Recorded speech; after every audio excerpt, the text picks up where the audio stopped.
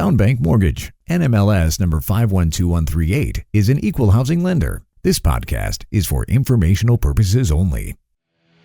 And now, the man born with a 5 o'clock shadow and with the NMLS number 2028-201.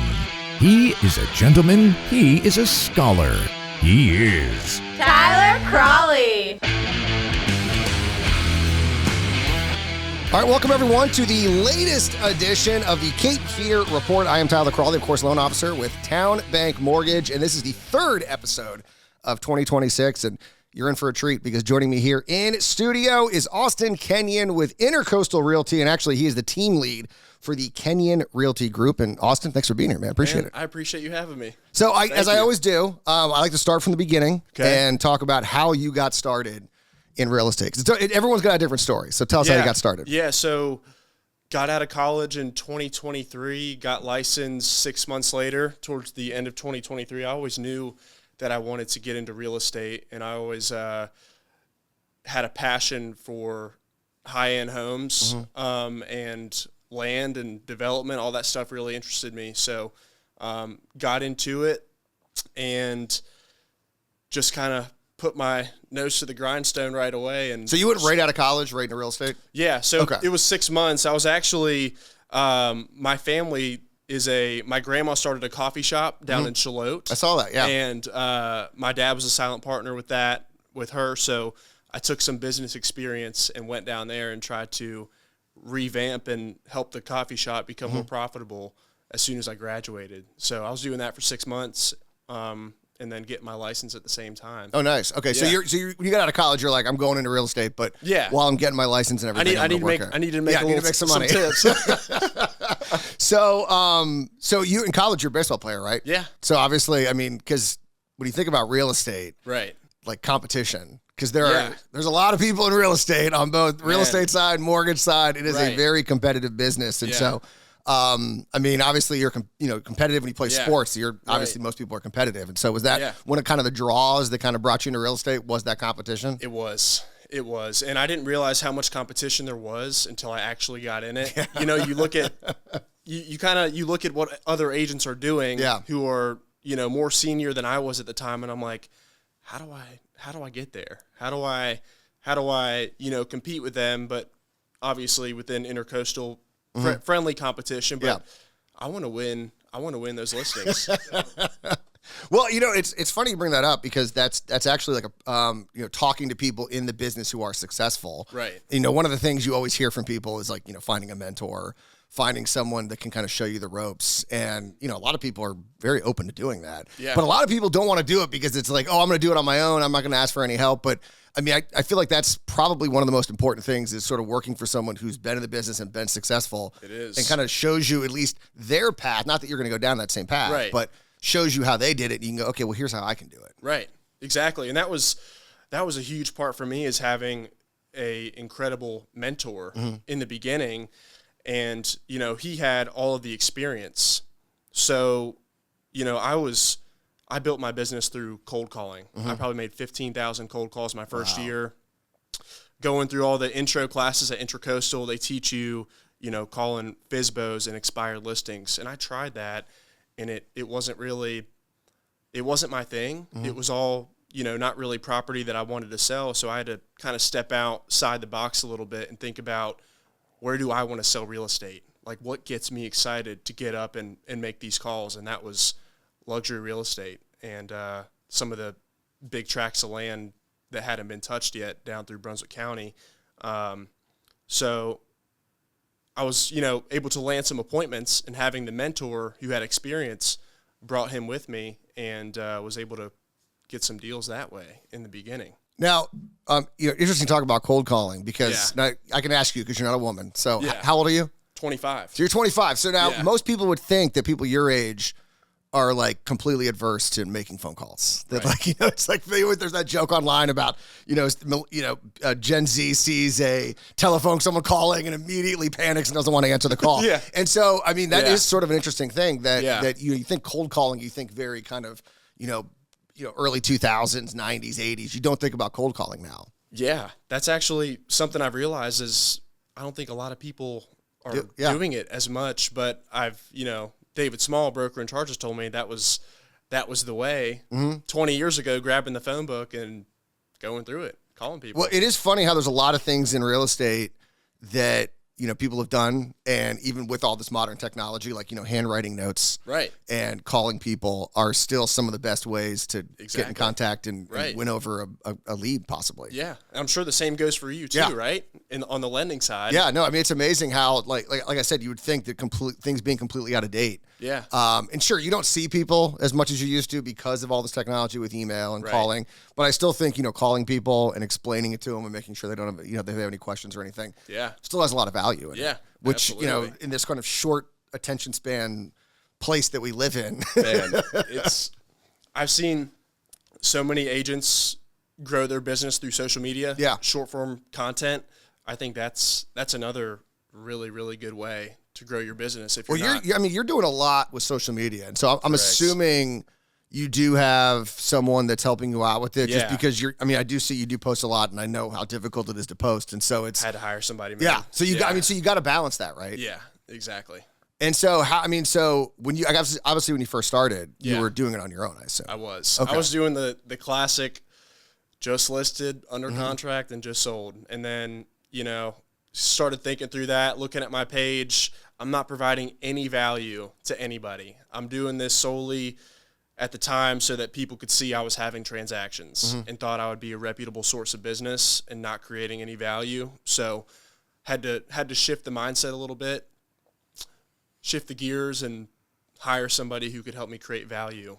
Well, I mean, like I said, media. I see your posts all the time. Yeah. And I think you're right about there is this sort of middle ground where you do want to let people know the business that you're doing. Right. And then also at the same time, you do want to provide them something. I've always told people that a lot of people want to post like, here's what I'm doing, look at everything I'm doing. Yeah. And a lot of people are like, okay, great. But if you provide them, I see it's very popular to post like, hey, here's upcoming events that are happening in Wilmington. Yeah. And here are, here's what's going to be weather advisory, just like information that people are actually like, oh man, that was great. Like I didn't know about that. And then you're in their head is like, oh, they already helped me with something. Yeah. I'll wait for the next month. That's one thing the social media lady's been doing. She's been posting like a January edit and kind of post like upcoming events for the whole month around Wilmington. So people can go and see that and maybe find something to do.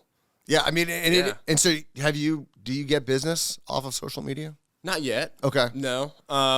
Haven't had anybody, DM me say I'm looking for a house or I want to sell, but I think eventually, you consistently do it over time and you grow your brand. I think eventually that will start to happen. Yeah, hopefully. I mean, I think that is one of the hardest parts is that, this is probably even true for cold calling, is that you go through a ton of no's. Right. Before you get a yes. And on social media, you get a lot of views and no reaction. Exactly. And you just got to get used to being like, just keep going. You just got to keep going. Yeah. And then be like, hopefully this is going to work. It's a lot of faith. It's like some of the, my posts get between like 500 and 1,000 views.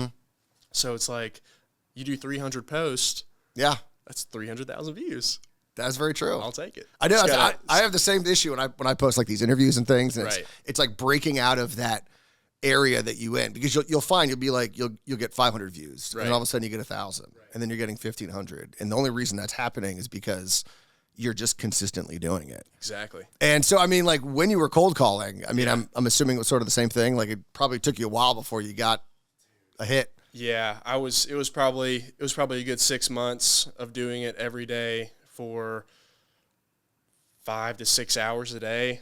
And I was never been somebody who used one of those auto dialer things. I was picking each house based on the tax records. That is old school. This could be a good lead, and then look up the information and all that. So, yeah, man, it was a good 6 months before somebody said, yeah, we want to sell, and then said, yeah, you can come for an appointment.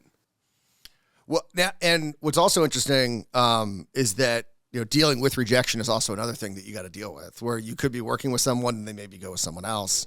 That's obviously something that we face in the mortgage world, where you're working with someone and then like another lender just pops in, steals them away, and you're like, and you just got to get used to that being part of the business. And I know that's something that can also happen on the real estate side. 100%. And so how is it just like a mindset that you just kind of have to get into? I think it is. Yeah, I think it's a mindset and just like wanting it so bad, just to be able to get the business and just try to grow your name and your brand as a trusted source. And I say it's same for you guys. You are your own business. Yeah. And I feel like there's a common stigma that real estate is an easy thing to get into. It's not super hard to get Correct. into, but yeah, to get your license, right? Getting your license, and people think they'll come in and just kill their friends and family are going to be like, all right, sell my house, or I Yeah. want to buy something, right now with you, but could not be further from the truth. But it interesting too is also being a baseball player. You know, Right. the best hitters are still striking out 80% of the time. Exactly.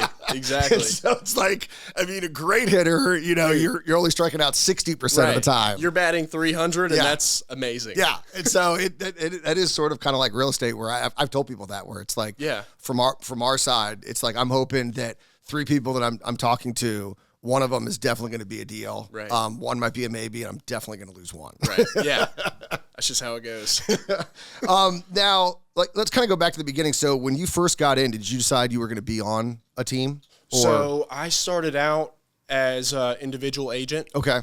And my mentor, Marcello, we were doing a lot of really good business together, and he wanted me to come onto his team, and he had created so much value for me at that point that I was like, okay, I'll come on and just continue to work like we were working. So that relationship was incredible to have in the beginning going through it. But, I kind of always knew that I wanted to step out from that at some point and do my own thing. It just was a matter of when is the time right and how do I exit the right way. So how long were you on the team for? I was on the team for 9 months. 9 months, okay. Yeah. Mm-hmm. And so now you started your own team. Yeah. And you have 2 agents? I've got 2 agents. 2 agents. Wow, that's Yeah. Hey, it's better than as someone starting a team and not having. Well, that's what I'm anybody. saying. I mean, it's pretty impressive. 27, have your own real estate team, have 2 Yeah. agents on it with you. There's some agents that don't ever decide to go the team route. And so why did you decide to, when you left, to say, you know what, I do want to have a team? Yeah, because I think it'd be good because I've got a lot of stuff going on, Mm-hmm. and it'd be good to maybe mentor a couple people and have them to obviously build their own book of business.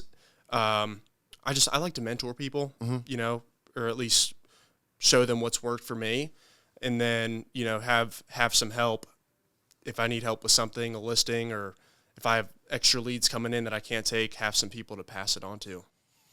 Now, do you feel like, 'cause I've interviewed people who do luxury real estate, 'cause that's what you try and focus on, right? Correct. Like you focus on Wrightsville Beach a lot? I do. Yeah. Okay.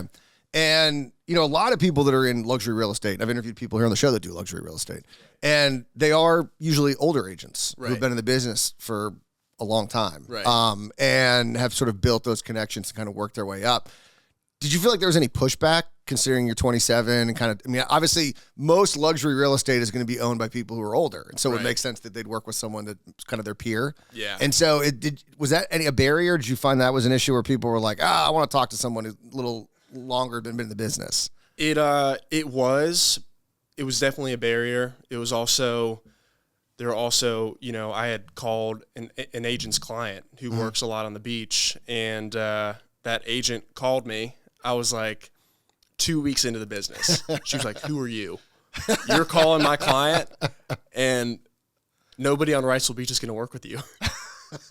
And I was like, "Okay, we'll see about that." That was a little motivation. Yeah, it was. It was a little motivation, but definitely, I think people respected what I was doing, and they were willing to give me an opportunity because they saw I was young and that I was, maybe they thought that I would work extremely hard for them rather than hiring somebody more established with a ton of business going on. I sold myself on being, your deal will never get lost in the shuffle if you choose to hire me, and I'll work my tail off for you. And that's really how I was able to get in the door with some people. So how do you balance that kind of going forward as you're getting more deals? And I know I've seen some of the months that you have been very impressive with regards to the volume. And so I mean, obviously that's your selling point. Right. How do you, is that, I mean, I guess it's one of the benefits of a team, right? To kind of keep you on track. So those deals, you know, when you start getting that amount of business, that they don't fall through the cracks. Right. Yeah. That's a really good question. Learning how to manage all that right now, kind of keeping the high priority stuff at the top. And, I check on everything in the morning, just make sure nothing's slipping through with some of the transactions that are going on. And then having the team is great too, because they can work on, I can give them some of the other deals that, you know, that won't let the other stuff fall through the cracks. Gotcha. Yeah. And so, yeah, I mean, that is one of the benefits of the team, right? Is that, you know, it's as a team lead, if there is a deal that you can sort of send deals to your team members who are going to be grateful. Right. Because you were there. You remember when you get a deal and you'd be like, yes, let's go. Let's go. That is one of the benefits of being on a team, right? Is that you can feed the people that are on your team. Exactly. And I'm glad I've been able to you know, to have some leads come through the door that I can kind of pass on and have some help on. So it's good. Bring some value to the team members. And so you mostly focus on Wrightsville and kind of landfall and those kind of figure eight, probably. Yeah, I like figure eight. Yeah, Would love to get some more stuff out there. That's a tough market to break into. Man. That's true. There's a lot of good agents. Yeah. Out there, highly reputable. So just like anything, though, it takes time and just consistent follow up with the good conversations that I've had with people on the island, and just keep on building that relationship. Do you find there's a difference, like a big difference between kind of the higher end clientele and more sort of like kind of a, you know, it's funny, like a normal house is like $1 million now, but it's you know, versus like a $600,000-$700,000 listing versus like a $4 million listing. The clientele itself, honestly, I don't know. I talk to them just like I would one of my friends, and I think they appreciate it. Just, you know, be personable with them. I always like to ask them, you know, because that clientele is usually much older than me. They have their own business. So I always like to pick their brain on, you know, how they got to where they are today. And one thing I've noticed is I feel like people are never asked about themselves. Yes. What's your story? How did you do it? So sometimes when I'm on a listing appointment and we're wrapping up, I'm like, hey man, what industry are you in? How'd you buy this house? Like, tell me about your story. You know, I'm a young guy, 25. I want to know what you did. I'm interested in learning from you. And, you know, it's rare they get asked that type of question, I feel. And yeah, no, that's true. And they open up and they're like, oh yeah, you know, that guy asked me about me today and my story and was actually interested. Plus you can learn something. Exactly. I mean, they're clearly successful. Right.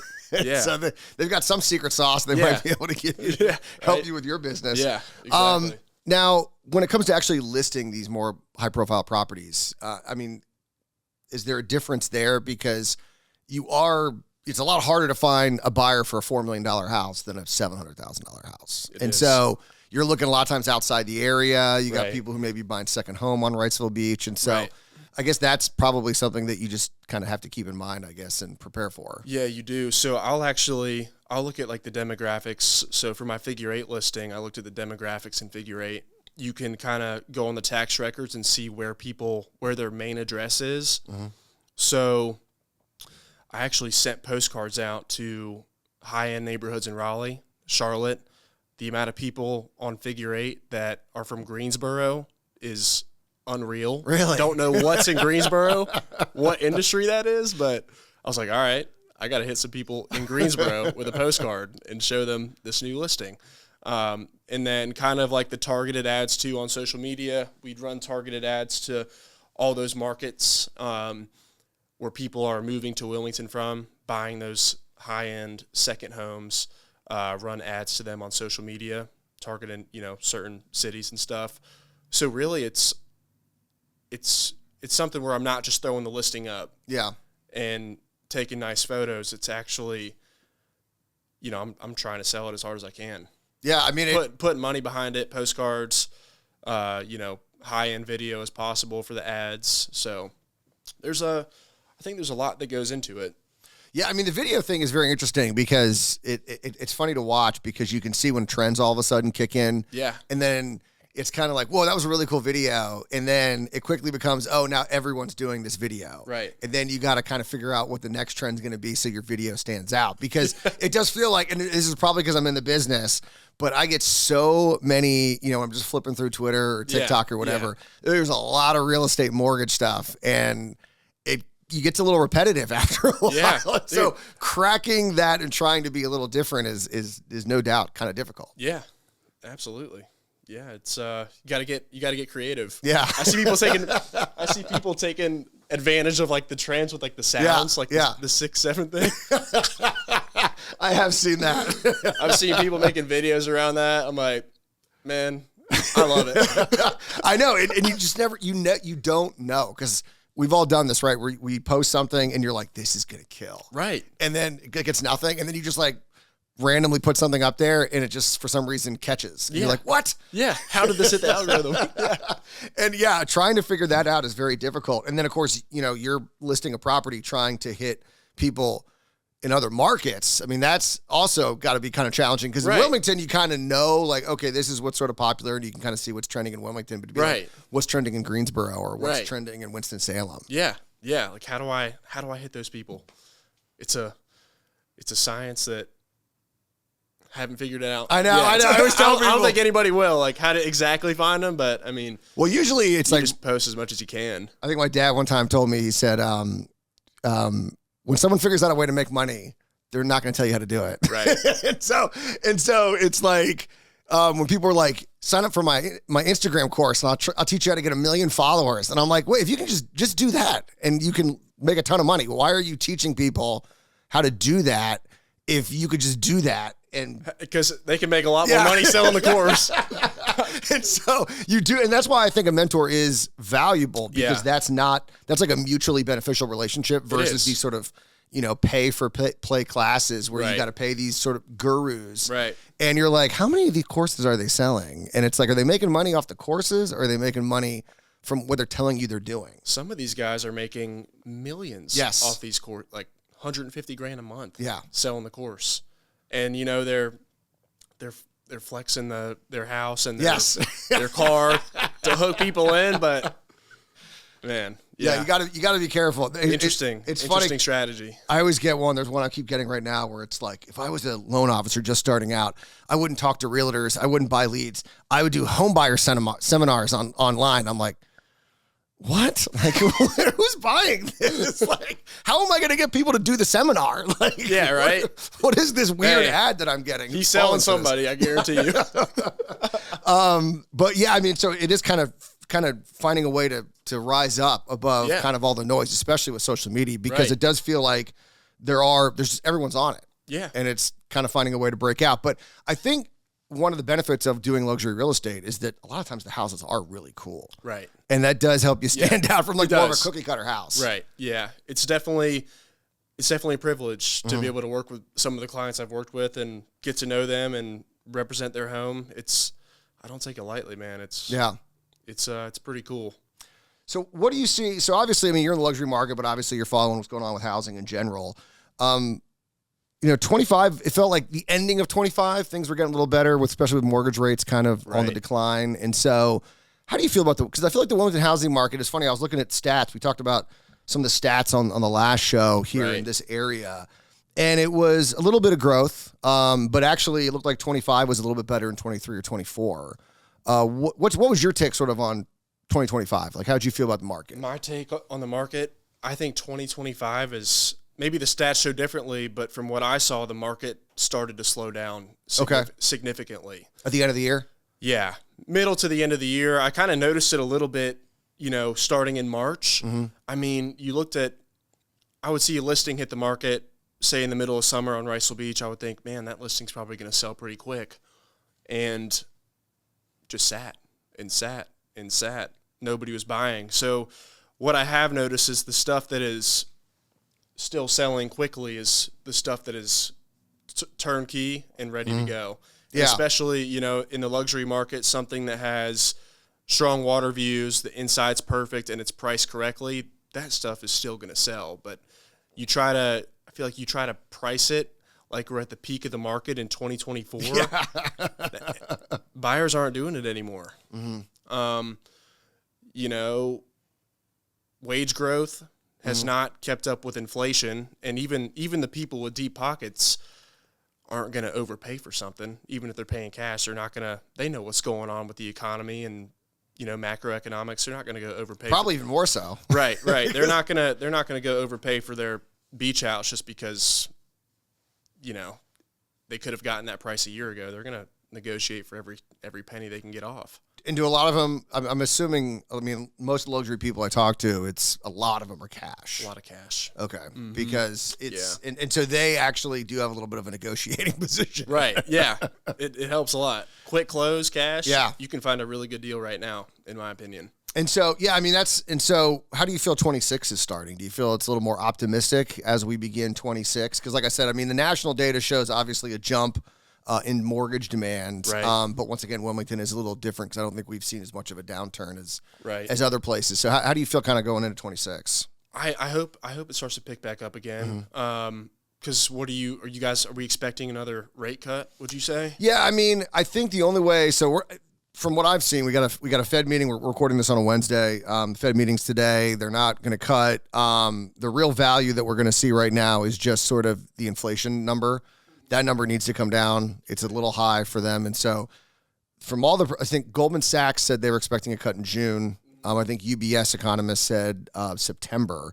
So they're not expecting a cut until later this year. So, and I always tell people this, mortgage rates front run Fed cuts. Right. So we are probably ahead of when the Fed decides. So when it does look like a Fed cut's coming, mortgage rates have already fallen. Right. And so I'm hoping that we're going to continue to see kind of a drop in the 10-year and just the spread between the 30 and 10 fall a little bit, which will help. But I mean, the fact that we're already in the low sixes and high fives on some government loans, I feel like has gotten people attention.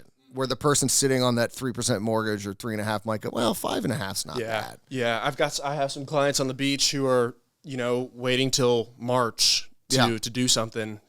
Weather warms up, you know, a lot of the stuff has been in the luxury market sitting for a little bit. They can come in and try to negotiate seriously and get a deal. So I'm hopeful it picks up. Yeah, I mean, and so have you seen a lot of change in the luxury market? Because I know that it's sort of different than the regular housing market because you aren't impacted so much maybe by mortgage rates because there are a lot of cash buyers. Right. But you can be impacted by the economy because, you know, even though we tend to think of sort of someone in a luxury market maybe owning their own business, sometimes they're high-level employees, and there's a lot of concern out there about AI and some of these high-level white-collar jobs and sort of what impact that's going to have. And so did you see any real change in the luxury market at all recently, or has it been kind of steady since we saw a little bit of a drop, you said? Yeah, I think it's been steady in the fact that inventory's been sitting. You know, you look at Ricel Beach, I was looking yesterday, 37 active listings. With listings, I've seen a couple listings just come off the market after sitting for 300 days. Yeah. Because, and a lot of it too is that aspirational pricing. Like in 2023 and 2024, I mean, stuff was flying over asking price. And like I said, kind of March 2025, I was seeing listings hit the market that I thought would fly off, but we're just sitting and sitting. So you think a lot of it's just pricing that's causing the problem? I do. The buyers are out there. They're just like, I'm not paying that for. That's what my opinion is. But I mean, they'll go buy a listing on Figure 8 for $12 million. Yeah, oceanfront and fully modern and turnkey. I mean, I would figure oceanfront would always have a market. I mean, obviously there are going to be ceilings on price, but it feels like people are willing to go, okay, I'll pay that for. I really want that's like an aspirational view. It's like I've always wanted oceanfront. Yeah, I'll pay the extra $200,000. Oceanfront, fine. And the boat slip thing. You know, being on the intercoastal, deep water boating access, that stuff is pretty well insulated from the rest of the market. And so, how you mentioned turnkey? Is that also true for luxury? Because I have seen some houses in Wilmington that I've viewed, and you see them, and you're like, these are very kind of outdated, and then all of a sudden the house sells because it's priced right. And so, and it does feel like, especially because these are second homes for a lot of people, right? They're like, you know what? If it's priced right, I can go in there and we completely reno it. Yeah. And I'm exactly. not living there. That's fine. Right. Yeah. So they can get it for a value, and, you know, they can create value through renovation and be all in it for a certain number that, you know, would put them, you know, either at market or not too far ahead of the market. If people want it bad enough, then it makes sense for them. Yeah, I mean, and like I said, there are a lot of beach houses, and that is one of the weird things interesting about beach houses is that for the longest time, especially Wrightsville Beach, up until recently, there were a lot of kind of like cottage houses and sort of very beachy houses, and now you have these just like mansions that are on the water, and I mean, it's very kind of fascinating to watch happen, and it must make, you know, comps a little difficult sometimes. My market studies are like, you know, they're a lot of work, and they're, you know, looking at the interior, the curb appeal, the deep, you know, does it have deep water? Does it have a view? Like, what's the value after renovation here? There's a lot of stuff to look at when trying to price something. Yeah. I mean, you can be very, very big change even on one street on Wrightsville Beach. Oh yeah. Oh yeah. A lot of different houses. Oh my gosh. All right. Before we go, once again, I did want to get kind of your take. So you're feeling pretty good about 26. You think? Yeah, I hope it picks up. I think that a lot of the higher end stuff, I think people are either going to get motivated and they need to sell and lower their price, and stuff's going to start moving, or, you know, they need to price it correctly from the start. I mean, if you have outdated fixtures in your house, or, you know, you need new paint, I would encourage sellers to do that stuff, clean up their house before they list it. But there's still demand for this area, as you know. So I'm hoping it picks up. Yep, everyone wants to be in Wilmington. Yeah, exactly. And then any advice, because obviously, like I said, you're young, you know, you got into real estate, hit the ground running. So any advice for any young people out there? I think find a routine that works for you. There's a lot of ways to generate business, whether that's social media, doing open houses, making the phone calls. You got to be prepared and come into it with the mindset that it's going to take time. Yeah. It's going to take 6 months. Like, this is not make money quick by any means. Yeah. You gotta serve your client. I think communication's a big thing too. If you don't answer the phone, the next agent will answer the phone. Yes. Text back, pick up the phone immediately. Even when it's bad news. Even when it's bad news. Because a lot of times people go, I don't want to talk to him. It's bad. I said, it's better to rip the Band-Aid off. Exactly. If you wait, they're going to be mad you didn't call them back. Right. Then they're going to be mad the news was bad. So rip the Band-Aid off on that. So I agree with that. Yeah. Well, Austin, I appreciate you taking the time because you are a busy man. So Thank you. thanks for being here, man. Dude, thank you. I appreciate it. That was good.